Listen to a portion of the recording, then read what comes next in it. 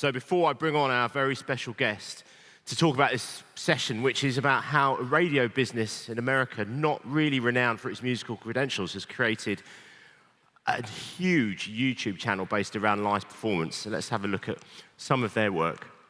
Tiny Desk. What's his name?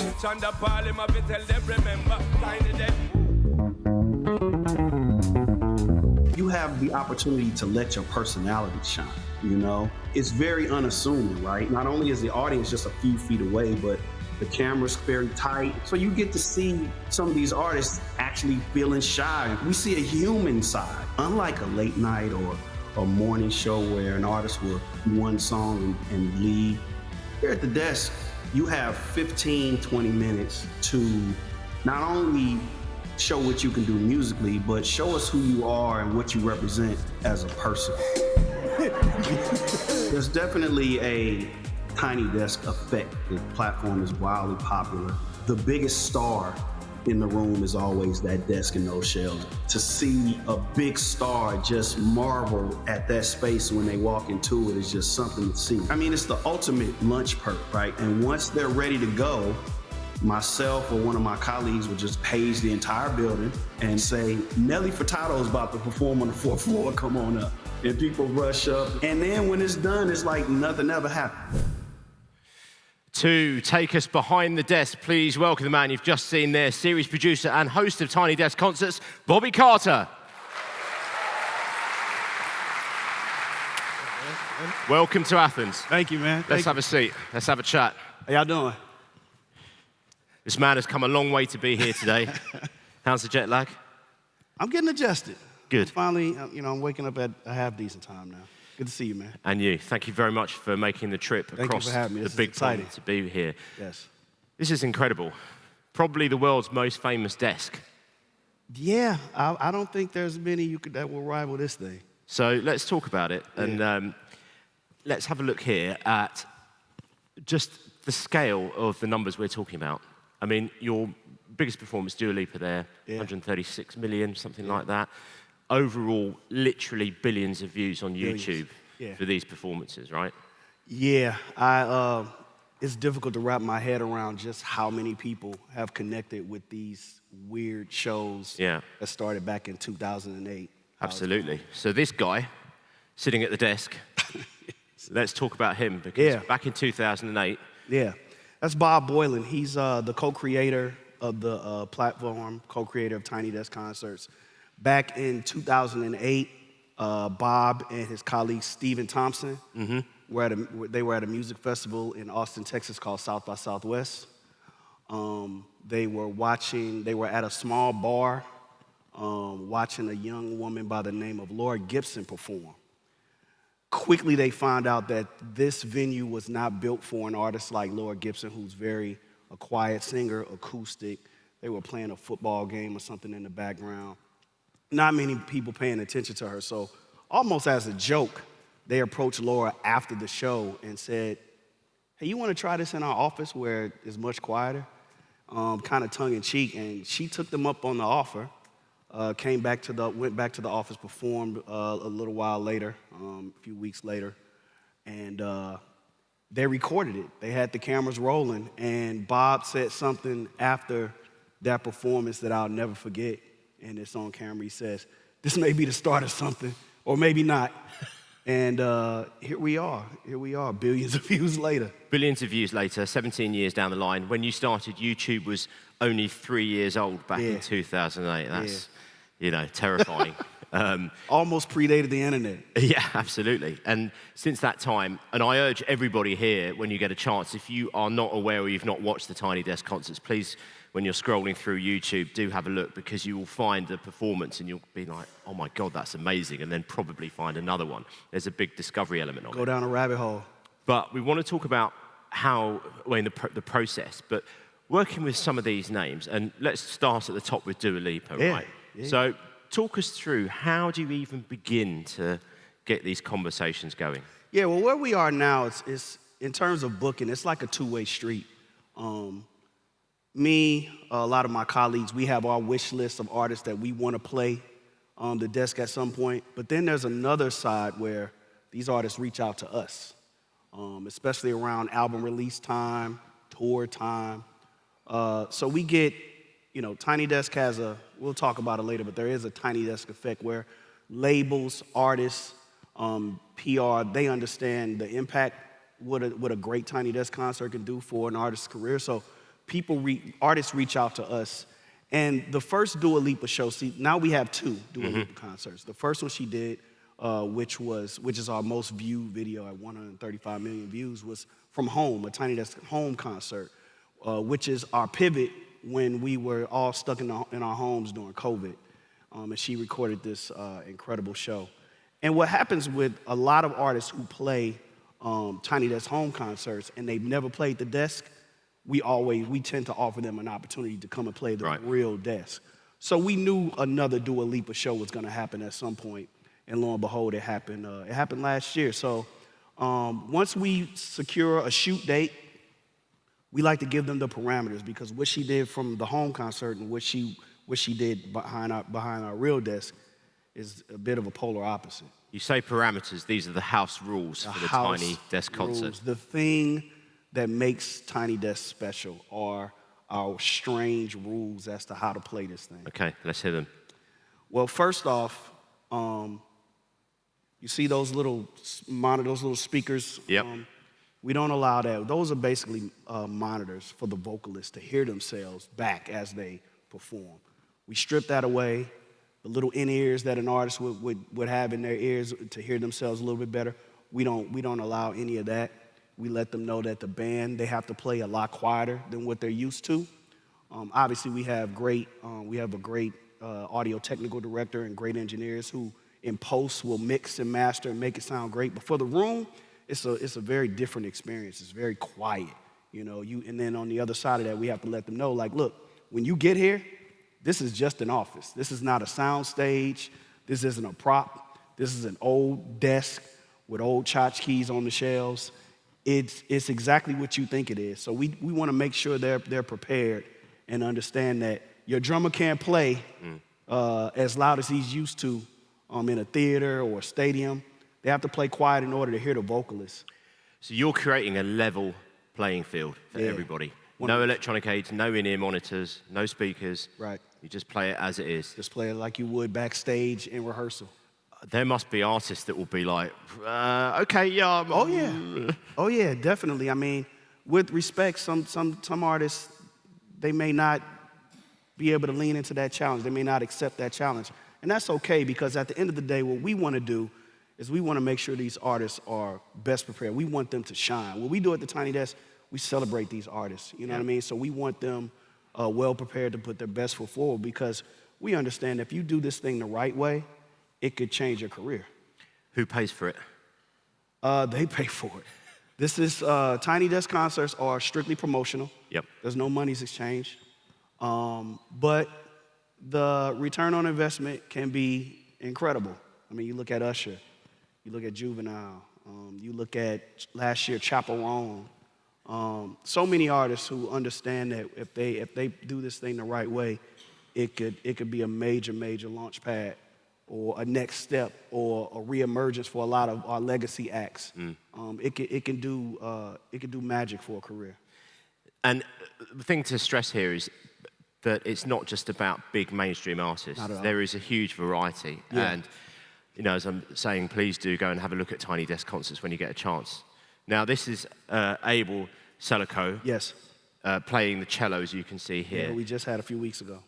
This is incredible. The performance is amazing, but this guy learnt to play the cello without a cello, because he had a piece of wood and he marked down on the piece of wood where the notes would be, taught himself how to play, right? Passion and dedication.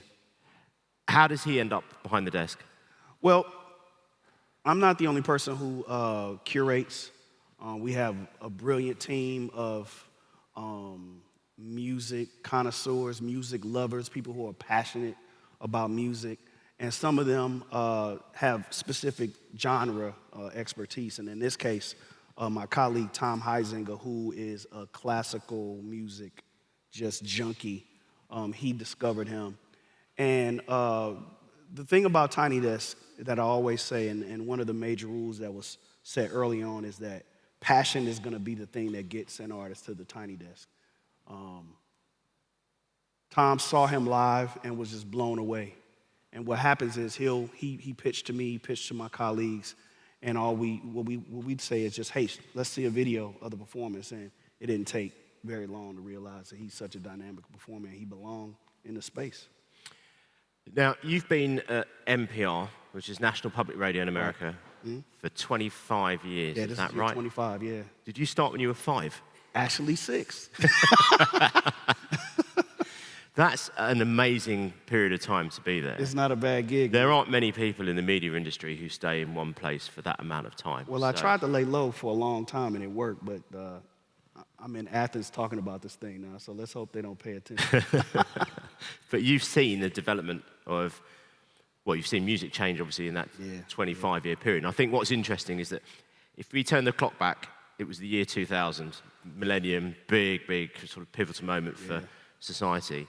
It doesn't, and if you look at 25 years before the millennium, that was 1975. That's right. Right? Yeah. But it doesn't feel like the gulf between 1975 and 2000 feels massive compared to 2000 and 2025. Technology. It's gone like that. Do you think that's down to the... I think it is. I think it's the way we consume music. It's the way we present music. The advances in sound. And audiences. I think social media has a big part in it. And it's given more audience. It's given the audience a bigger voice, I think. Okay. So that's just what I think. Yeah. Now, you've gone in that period from literally starting as an intern to now. This is yours. This is your baby. Yeah. And when it comes to making decisions about who you're booking, you say you've got a team of people, everybody with their specialist knowledge. Yeah. Now, anybody working in radio, when you generally do a music radio playlist, it's decision by committee with a bit of research. Yeah. And then you'll have, the guy who loves electronic dance music in the corner, and then the guy who loves guitar music. Right. Have that discussion once a week. Yeah. Sometimes can be more painful than other times. So within your committee structure, how do you actually make that decision, and how often are you meeting up to do that? The pitch process has changed over the years. We'd like to say committee, but we also trust our staff. So we don't necessarily open it up to the entire building to find out what they think, because we've established a trust. But there are a handful of us who meet every few weeks to look at the internal pitches, talk about external pitches. I get about 100 emails a day, pitches, and then probably 150, close to 200 emails a day. And then we talk about the artists that our internal team have been watching. So we meet a couple of weeks and we look at it, and some things we can, some things we can't. We shoot 3 shows a week, right? So there's only so much you can get in that period of time. And then, we have a very, very small team of videographers and engineers.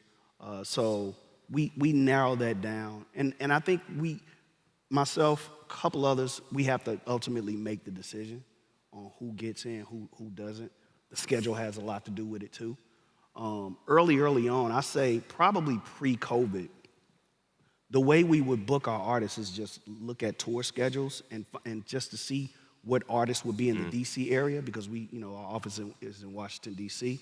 So that used to make things very much easier than it is now, because now these labels are willing to just spend the money to get their artists out there just to do this and go back to where they are. You know what I mean? So now that this explosion has obviously done wonders for our platform and has really, really expanded, but the way we curate and the way we allow, who we allow and when, it's very tricky, man. It's a lot of factors. I mean, we can't underestimate the power that it's been a complete change in power, because you're saying originally what you were doing was looking at tour schedules and artists and saying, okay, those guys that are going to be in the area, let's see whether we can get them in to film. Now, they're booking tours around doing the release of the Tiny Desk concert. Booking tours, centering album release dates around a Tiny Desk. We had an artist by the name of Saya Gray a couple weeks ago, and she sort of shifted her album release time around when this show was going to come out. So it's a different beast now. And you're saying you're filming 3 shows a week. Let's talk a little bit about the logistics of it all. Yeah. This is the office with the desk, and obviously you can see how crammed, how busy it is with people in there. Yeah. I mean, do artists come in and they think, yeah, it's a tiny desk, but there's loads of space around it, and then they walk in and they go, oh, actually, hold on, no, this really is a tiny desk. The more bodies and instruments you stuff behind that desk, the smaller it becomes, and it really becomes a tiny desk. You got one artist with an acoustic guitar playing, sure, no big deal, but when you stuff a children's choir, guitar, drums, keys, you name it, then it really becomes a tiny desk. So, we take a considerable amount of time to get them situated. We let them know, especially when we see something like this, that you won't be comfortable. Like, let's just throw comfort out of the window for 15, 20 minutes.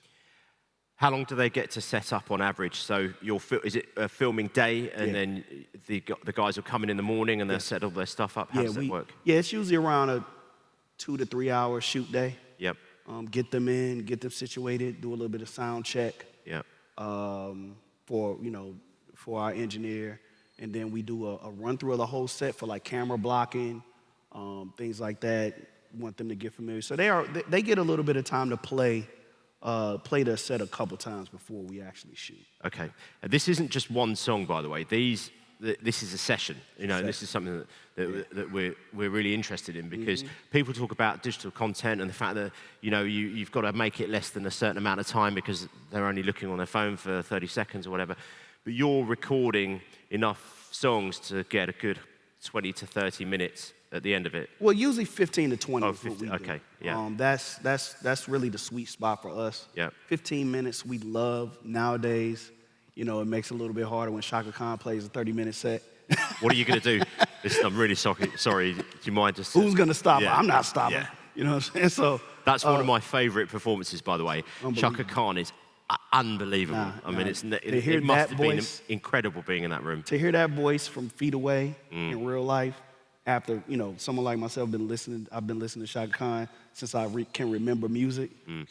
I'll never forget that day. Yeah. Yeah. So you're looking for around 15 to 20 minutes. Yeah. They get a couple of goes with the audience, or just surprisingly, one? Most of what you see, I say 95% of what the audience sees is first take. Yeah. We want the artist to walk away happy, obviously. So if someone stumbles on a lyric or they hit a sour note, every once in a while we'll retake a song. Yeah. But you usually see first take. Funny enough, sometimes if they fumble, they want to keep it. I love that. We had this MC by the name of Action Bronson. If you watch his show, he completely forgot a lyric. And afterwards, we walk, the producer, once we wrap, there's a round of applause. We lock eyes, get the thumbs up. And I just knew, we'll retake this song. He's like, no, keep it. And that's the thing that I love. You know what I mean? That raw take, it makes it realer. Yeah. So once you've recorded it, what's the time period between recording and actually getting it released? And what's the approvals process like? Because working with, any artist really, but certainly some of the bigger artists, they're going to be very, very careful about how content is presented to the audience, because you're talking about hundreds of millions of views and impact on social media and all that kind of thing, because they clearly want to be able to say, you've got to see my Tiny Desk concert. But to get it in the right shape, in terms of you're recording multi-track, so you can go away and mix it. Yep. And then how much of the artist people and management have a say in that final edit that gets released? Yeah, like I said, we always want, more important than the actual performance that you see, we want to create a great experience for the artist. We want to make sure they walk away happy. We want to make sure they feel taken care of when they're in our building. So with that, right after, maybe sometimes even before they get into the building, we ask if they have a target date that they have in mind. Generally, it takes about 2 to 3 weeks to turn around, just because, again, we have this small but very, very mighty team, and they're working nonstop around the clock on these videos. But generally speaking, it's about a 2 to 3 week turnaround. But if an artist says, hey, I came in September, but I'm dropping my album in, I don't know, November. Yeah. Right? We'll hold it. Okay. You know, we try to, within reason. It really just depends on our schedule because right now we book out 3 to 4 months in advance. And most artists have target dates in mind. So we do our best to, our calendar is like a game of Tetris, basically. You know what I mean? We do our best to accommodate and try to get close to their target dates. And once we get it recorded, obviously we reserve editorial right for how the thing looks and how it sounds. But as a courtesy, if they want to hear it in advance to make sure that the mix sounds good to them, give us a thumbs up. If they have something, if they hear something they don't like, we'll adjust within reason. Yeah. Yeah. When Tiny Desk first started, I believe that there was a little bit of criticism that the type of artists that were being booked were the same, and there was a lack of diversity. Yeah. And is that true? And clearly, there is a huge diversity now. Yeah. So has that been an active part of what you were doing or predecessors to say, and this is talking about an American market, because, you know, America generally separates music genres. Yeah. So, I don't know how much criticism there was early on. I know from my standpoint, my strategy was to invite different genres in the fold. yeah, Because as someone who listens to all types of music, I immediately saw the void. I saw what was missing. I recognized that there were blind spots, and I wasn't the only person. My former colleague by the name of Franny Kelly, she's responsible for the show that kind of changed Tiny Desk, which was T-Pain, R&B hip-hop star T-Pain. And that's really the show in 2014 that really put us on the map from a global standpoint. And it's because T-Pain is an artist who specialized in auto-tune. yeah. So you weren't hearing his real voice. You were hearing essentially a live synthesized voice. Yeah. If you are a casual T-Pain fan, if you are a T-Pain stan, you know his claim to fame was auto-tune. Yeah. So the fact that she brought him and they understood that he wasn't going to use auto-tune, the fact that they brought T-Pain and he wasn't going to use auto-tune was just a game changer for us.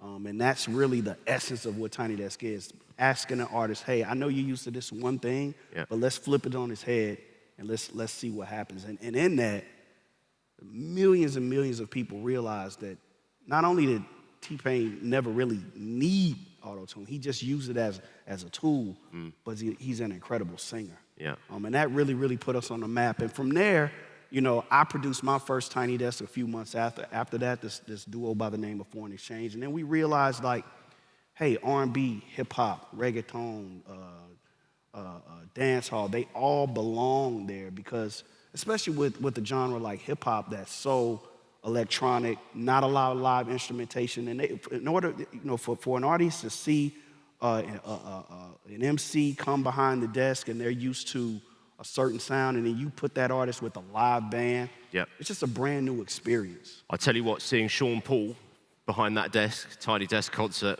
really surprising. And that's the thing, isn't it? You're creating these moments all the time and these surprises with these artists. Yeah.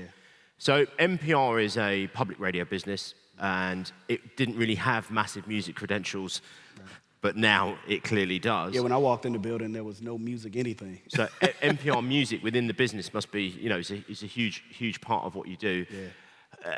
How do you define the success for Tiny Desk? Do you look at each one as is it a numbers game? Is it looking at views or more than that? You know, numbers are great, but for us, the fact that we're able to make cultural statements, the fact that the Tiny Desk audience is over 50% people of color, the fact that audience is also very young, much younger than our listening audience on NPR. Right.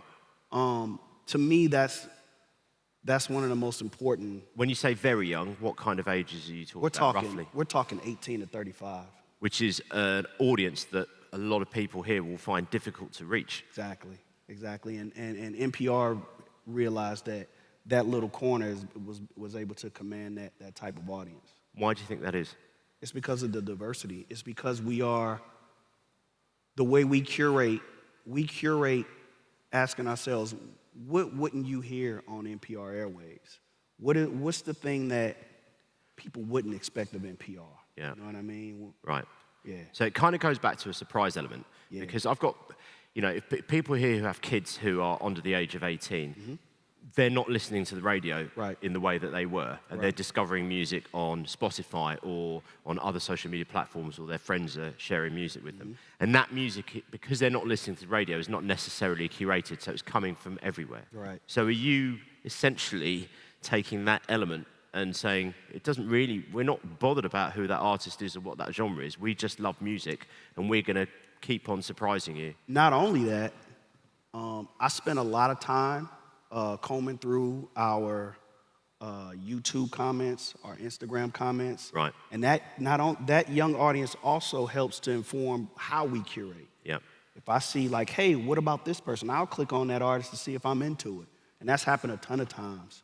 So not only have we come and we commanded this young audience, we work with them. Like we listen to that audience to find out like, not only if they love what we have, but it also is helped to bridge the gap. You know what I mean? It's bridging this generational gap between the legacy artists that we bring on, or also the young artists that some of our older audience may be into. So we've really created this.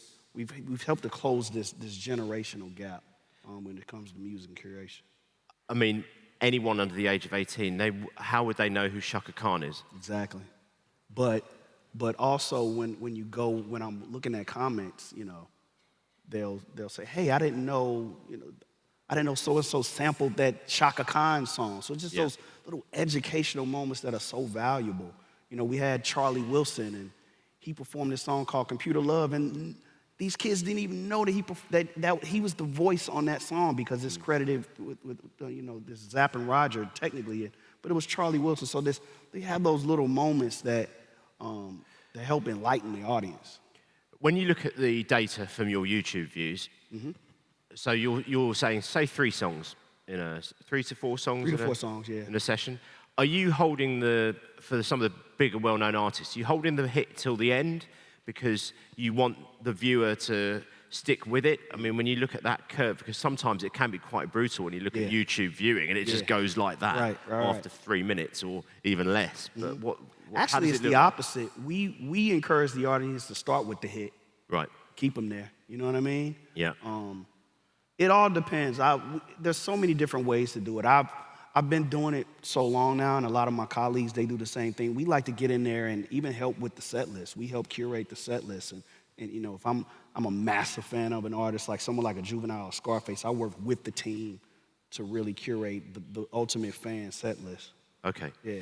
So I think one of the things that is a common thread between everything we see with Tiny Desk is the authenticity. Yes. Because what you're doing is you're basically saying, that's your space, no electronic aids, and yes, it's an OCD nightmare, by the way, for anyone who's if that was my house, I'd go mad.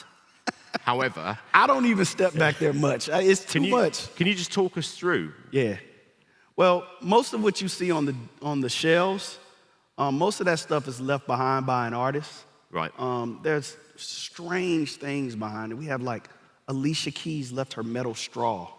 Adele left her water bottle that's still there. Is the water still in it? The water is just a little... Is it gradually going? It's just Adele water. It feels like it's worth a lot of money. It's like, yeah. It's just like you said, like we said, it's a shrine. It's almost everything you see back there is just some junk. And it's turned into a thing. Like the artist now, we have an artist who's coming up in April who I was about to say, but they left their headphones that they listen to all of their mixes on. Like the most important headphones, they just left them. So we have a hat section. We have something called set list roll where sometimes we print out the set list. They'll sign the set list. We have set list roll. Post Malone left his boot. You know what I mean? There's so many strange things that are behind that desk, but it means so much. I was talking to somebody yesterday about the Rock and Roll Hall of Fame, right? Now, I don't know whether, I'm sure everybody in this room who's worked in music has heard about Tina Turner has been inducted into the Rock and Roll Hall of Fame. Now, up until probably 3 months ago, I had no idea what that actually meant. I just thought that means you get a plaque or a trophy or a certificate to say you are now a member of the Rock and Roll Hall of Fame. Yeah. But what it actually is a physical museum, right? Right. In Ohio? Yes. Is that right? In Cleveland, yeah. And so when you get inducted into the Hall of Fame, you get your area in this museum. Yeah. So if you go there, you can see all these people Yep. for music.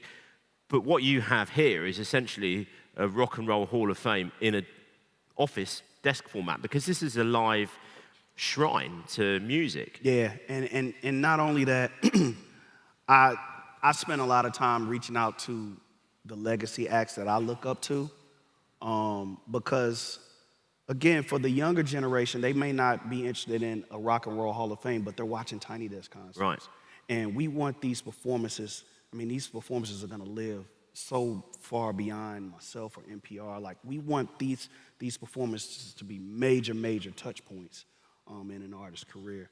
So when they go back there, I mean, again, we've been doing this for 16 years now, and these performances just, you know, I hear people all the time having these conversations. Well, I like this artist. Well, have you seen their Tiny Desk? You know what I mean? And there's no better compliment than that. I used to work at MTV, and I can tell you one thing. I wish we'd thought of Tiny Desk when I was at MTV. Well, maybe, there's this thing called Unplugged. Yeah, because Unplugged was what was going on before the internet. And Unplugged was a big thing. For an artist to do an MTV Unplugged session meant that they could release that track. They could use that to sell other albums and tours and so on. It's a big deal back then. Yeah. But it never followed through. And yesterday, one of the sessions, I saw this graph about MTV, which is really quite sad, in the decline in television viewing, because people can get music content anywhere. Right. But this is music television. I mean, on YouTube, ultimately. Unplugged crawled so that Tiny Desk could walk. I don't know if we would be doing this had we not seen these incredible performances on MTV. Yeah. So this is now. That was then. This is now. We are the extension What's of that. next? You know, I hear that. I think about that a lot. And as we grow, the biggest challenge is to, ironically, not get too big. It's the biggest challenge is to remain tiny. We have so many artists who want to come in and try to change this thing. I had a conversation with an artist, one of the top 5 music producers of all time, and he wanted to come and play the desk. So we had a conversation about it. He wanted to bring an 80-piece marching band. He wanted to green screen the Tiny Desk space. Right. He wanted to project the moon on it. You know, I think that the biggest challenge is keeping people focused on the concept of this thing. Yeah. Because the unique quality of Tiny Desk will always be that artist in front of those shelves. You know what I mean? That way, it will always create this unique moment because the artist makes it unique. The biggest star is that desk and those shelves. So obviously I can think of 20 names off the top of my head who haven't played yet. We'll come to that in a second. Yeah. So just before we sort of come to the end, let me just take you back to, that's where it started, right? First performance, number 1, Laura Gibson, after the South by Southwest. Look how... Look at the shelves. It doesn't look like such a shrine there. It just looks like a mess, but not a good mess. And also, here's the thing with technology in that period of time in terms of camera technology and how good things can now look. Yeah, wow. I mean, that's popping out, right? But yeah, that's a testament to our team who they spend so much time figuring out how to make us better, how to make us look better, how to make us sound better. And this is what you have when you have a group of people who are just so passionate about what we put out. It's unbelievable. That's the shrine. That is the shrine. I cannot think of another place where artists would go in this kind of environment to play. When Olivia Rodrigo came, we were running behind because she spent so much time just pointing. Oh, look at that. So-and-so left that. Like, so much time. Yeah. And it's the thing, again, like I always say, like, that's the star right there, because that shrine and those objects the artist left, those memories that have been created in that little space, yeah, that's the history. It's music history. It certainly is. And before you go, I'm going to ask you a few very quick questions. These are just like quick fire, okay? Yeah. Favorite artist who's performed at Tiny Desk for you? Anderson .Paak. Oh, cool. Okay. Yeah. Good. Most difficult artist to work with, please. These are quick fire questions, Bobby. God rest his soul, David Crosby wasn't very happy to not perform without monitors. And okay. So he wasn't a happy camper. Great show. He wasn't a happy camper. Okay. Neither was Burna Boy. Right. I knew there was more than one. Artist that's most surprised you with their performance from you must have preconceptions of how good or bad they're going to be, and they've come and gone. This is a recent one that we did last year. There's this duo from Argentina. The name is Catriel y Paco. Right. I had never heard of them. Yeah. My co-producer or my colleague Ana Maria brought them to the desk, and 4 months later, we're at almost 30 million views. It's the most incredible Tiny Desk you'll ever watch. Catriel y Paco, please watch that show. It will blow you away. Shout out Argentina. And how long ago was that? We shot that in September. Okay, fine. So it's quite recent in the carousel. And not only that, and I know this is quick fire, but I have to say, no one knew about this duo before they came, and literally 2 months later, the publicist reached out to us. They were on tour at the time. They had to scrap their entire tour and get new, bigger venues. They recently did a whole documentary on how Tiny Desk ruined their lives because they're so big now and they're so massive. But yeah, that's the biggest surprise, Catriel y Paco. Okay, number 4, the legend that you really would like to have had on. Stevie Wonder is the one I will chase until I have nothing left. Okay. Stevie Wonder, Prince would have been amazing. Yeah. For sure. Prince, I reckon, would have smashed it because you could just. And the thing is, like, Prince with just a piano, right? Stevie Wonder with just a piano. Yeah. I just think that would be so powerful. Yeah. If on YouTube there is some footage of Prince in Japan just doing a sound check, empty stadium, him on the piano. Yes. It's incredible. That's what I absolutely incredible. Tiny Desk. Okay. And the final question is, we've had a few exclusives here at Radio Days this year, and I'd like you to leave us with a little bit of an exclusive in terms of who's coming up. Who's coming up? Can I drop some names and ask them? Yeah, give it a shot. Well, no, go on. You do one, then I'm going to drop a name. I'll say this. Go on. The one artist this year, the most requested artist this year, because of specific album that dropped this year, is finally coming. I'll just say that. Okay. It's in the bag. It's coming. Is it? Let's play a game of Guess Who. Is it? So is a he? Perhaps. Are they in a band or are they solo? They're with the band. They're with a band or they're in a band? They're with the band. Okay. Oh, it's not who I was thinking of. So can we have any name? Or because the person I was thinking of was Ed Sheeran. Not Ed Sheeran this time, but Ed Sheeran will be at the Tiny Desk this year, for sure. Okay, you know what, Bobby? I'll give you that as a little bit of a... Ed Sheeran is coming this year, y'all. There you go. Right. On that note, thank you very much to my guest, series producer and host of Tiny Desk Concert, Bobby Carter.